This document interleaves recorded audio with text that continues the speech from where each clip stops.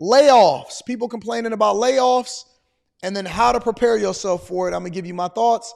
After they give you their thoughts, make sure you hit a like for the algorithm, subscribe to the channel, and turn on your notifications. Let's get to it. Here are 3 signs that your company may be doing layoffs sooner than later. Of course, I don't want this for you, but it's better for you to be prepared and look out for these signs. Number 1, you're starting to see this already. We're going to recap the Q show on tonight. Trust me. We're going to recap it on After Hours tonight.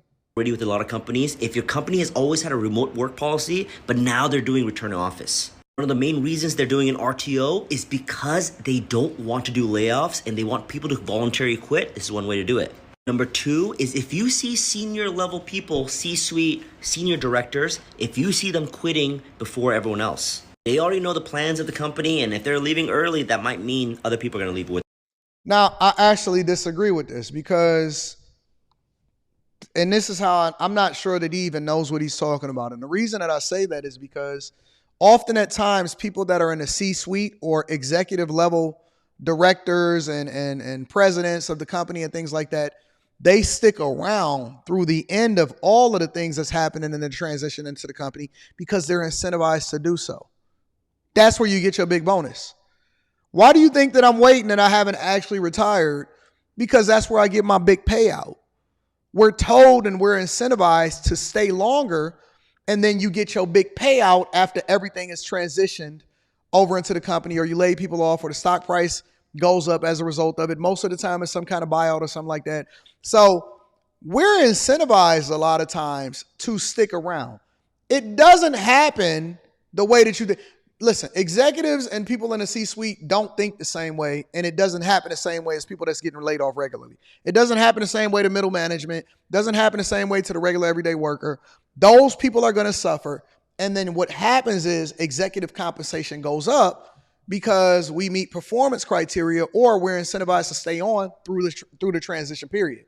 So I don't agree with what he's saying right now, but let's continue to hear what the people got to say. With them. And number 3, if the company is stalling on their hiring process or not giving anyone raises for the new year. Again, it's better for you to see these signs early so you can start planning your... HR doesn't even know what's going on most of the time until the executives have already made the decision of whether or not they're going to lay you off. Let me go over to the next person. Okay, so in 2020, they laid me off. They laid off about 900 other people in 2020.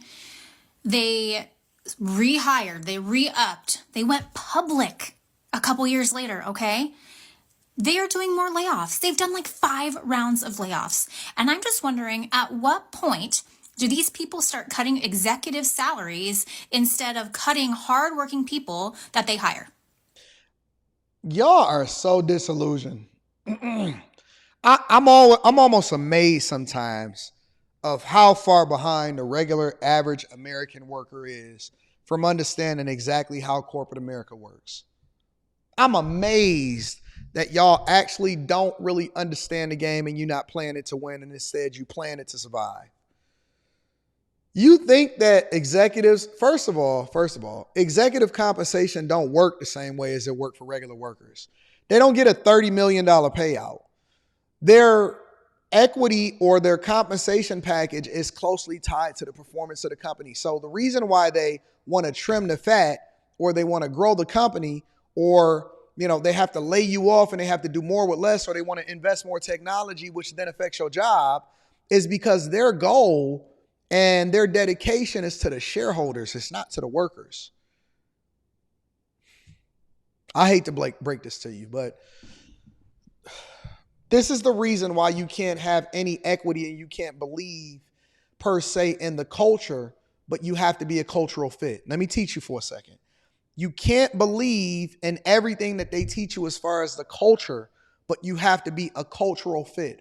Being a cultural fit means that you're playing the game and you're easy to work with, and you're a person that they believe that they can take along with them, depending on what level that you are, so that you can continue to get the bag, get the raises and promotions, and then you can leverage the position that you had to go into a different position and make more money. That's why you don't want to wait 20 and 30 years and work for a company for that long. You want to leverage the benefits. You want to get the compensation when it comes to them paying for you to go to school. You want to make sure that you take advantage of the 401ks and all of the matches. You want to invest in the ESPP, which is the basically the equity in the position of the company, as far as putting 10% or whatever it is the percentage is that y'all got inside of y'all company. right? You want to make sure you take advantage of every benefit and then be a cultural fit, not believe in the culture. Believing in the culture means drinking the Kool-Aid. And often at times you'll make the sacrifice at your own behest and then you'll get beheaded. And so when you think about executive compensation, it's tied to the performance of the company. So I'm incentivized to do the best thing for the shareholders, which then reward me on the back end with equity and the bonuses that I get as a result of it. So I want the company to do well. And if you standing in the way of it because you just a bunch of fluff and you're not doing nothing over there, or we know that you're sleeping at the job and then we have to make cuts, guess who the first people is going to go? You. Because it's not about the worker, it's about the profits, which then feed into my pockets. Look at executive compensation. Most of them don't even make more than a couple $100,000 a year max in their base pay. The bonuses and the equity is what we work for, baby. Come on, man. I'm so surprised at how much y'all really not focused. Y'all need to join into the Patreon. Y'all really need to tap into the Patreon. The link is in the description as well as pinned to the top of the chat, man. I'm so pissed about this. I'm in my robe, my glasses. I haven't even showered today. And I just got a text from a friend who is still at the company that they're hitting the different departments. And it's just, I'm sick of it. I am sick of corporate America taking advantage of hardworking, dedicated Americans. People. Dedicated. I'm still friends with my entire team at this damn company, okay? It wasn't us, right? Like, we were just there to do a job. Love you, Rhonda. Thank you, baby, for coming in. Hopefully you tap into after hours tonight, and then we definitely coming back with the Millionaire Morning Show in the morning. Be successful, what have you. And yeah, I mean, I'm frustrated. So frustrated. So over layoffs. Enough is enough. Hi everyone, I'm Amanda. I live in Seattle, Washington, and I have been laid off from my job for over a year and a half. And I just heard the How do y'all survive being laid off for over a year and a half and y'all regular everyday people? She must be married. craziest story today I had to share. So I work at a gym, and I was speaking to one of our members earlier today, kind of telling her my situation, how I got laid off. Surprisingly, that actually comes up a lot, since people probably see me working at the gym in the middle of the day and they're like, oh, that's everybody in Atlanta. So she an anomaly over in Seattle. Everybody is outside in Atlanta in the middle of the day. your only job? But anyways, I was talking to this member, and she was telling me that a couple of her friends have also recently been laid off, which, you know, is awful, but I hate that we're so numb to this now. That y'all not complaining about this economy and that everybody is getting laid off and it's becoming harder and harder to compete for the jobs that y'all want? Because I associate this with the current administration, and I think that this is something that they need to be held accountable for. But I could be off. that it's just normal for people to get laid off. But anyway, she was telling me about one of her friends. I think she was saying she was like a director or a VP at some tech company. And recently this company had put out their annual company-wide survey, you know, one of those where they're asking their employees, you know, how do you like your job? Where can we improve? Things like that. And one of the questions on the survey was, how is your work-life balance? And actually these people, she said a lot of these people answered that they do have good work-life balance working at this company. Well, that means they're trying to get laid off. I feel like you don't see that a lot these days, people having that working in tech especially. But anyways, they do that survey. Those were one of the results. And her friend was speaking to an even more higher up person at this company regarding the survey results. And this person was like, this isn't good. Regarding the work-life balance, they were like, this isn't good. People are too comfortable. They're not working hard enough at our company. That was kind of like their reaction, which is crazy to me. Like, that's so awful that this company does not want their employees to have work-life balance. You know, people not being productive enough. That's what they keep blaming, essentially. And then after this company survey, they do layoffs. You know, who knows if that's actually why they did layoffs? I guess we'll never know, but that's just wild to me. People say they have good work-life balance. Y'all love to be honest and then with they do these layoffs. It's like no one's safe. Like, if you are happy in your job and you're got a balanced life, you're on the chopping block. 100%. So just wanted to share that story. I don't know if you guys are as shocked as I am, but my mind is blown. on my experience getting laid off. And while it definitely did come as a surprise to me, there were some signs, but then there were also some things that really threw me off. And I was like, oh, there's no way I'm getting laid off. So I am trying the Myowell Strawberry Ginger grocery store near me that was going out of business. Everything was half off. So I was like, Grocery store that was going out of business, everything was half off. Nice. cute packaging. Oh, it's spicy. Review that I was on track for promotion. Here's where it gets weird, and I have never heard of like this happening before. My manager messaged me and she was like, hey, just want to let you know we had unlimited PTO. She was like, just wanted to let you know you're not taking enough vacation, and I actually flagged it to HR that you need to take more vacation, so can you schedule a vacation or can you go on your honeymoon? And she knew that I had postponed my honeymoon because we didn't have enough money to go. Like, she knew that, so that was kind of weird. And I was like, oh, well, we were like kind of planning on taking our honeymoon. Yo, if anybody, any job, that's just a selling point as a benefit, but it's not actually true. Any job that tells y'all that y'all have unlimited vacation, you don't. You got unlimited PTO, you don't. You don't. Be very, very careful. I would be, I think that you are better off having real PTO that you can actually use and leverage. And then also on top of that, if you decide to leave the job, you actually get a payout for it. So most of y'all don't, well, some of y'all, a lot of y'all probably understand this, but when you are in a job and you decide to leave, all of your vacation time, and this is how you want to plan effectively, if you decide that you want to leave that year, do not take PTO, do not take vacation. Get that jump, get it in a check. Get it in a check. Let it roll as long as it can roll. Don't leave in the beginning of the year. Leave towards the end of the year. Leave towards the end of the year before your PTO starts back over. You get it in a check. If they telling you that you got unlimited PTO, it's a lie. They paying attention to the ones that work the hardest, and they looking at the ones that's always on vacation, a little side eye and a little crooked to see how it is that they can replace them and how they can run leaner during times when it's starting to be under duress, like it's a recession like it is now.